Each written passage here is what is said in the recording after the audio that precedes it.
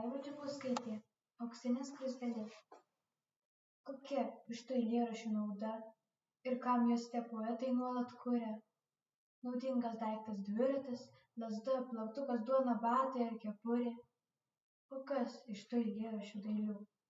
Iš jų sriubos nei košės neišvirsi, neatsipjausi kaip dešros peiliu ir į vartus galingai neįspirsi.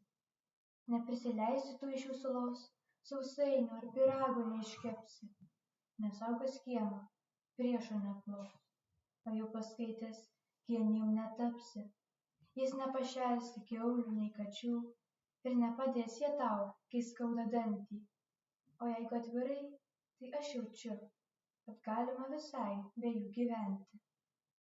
Bet kartą aš eilėraštį skaičiau, už lango lijo, taip lengvai ir smulkiai, ir tapo viduje kažkaip keisčiau, lyg būtų ant širdies nukritus dulkė. Tokia lengva, mažutė ir jauki, lyg skruzdėlė auksinė nurapotų, lyg suptas plūdė vakaro aky ir skonis burnoje mamos kompoto.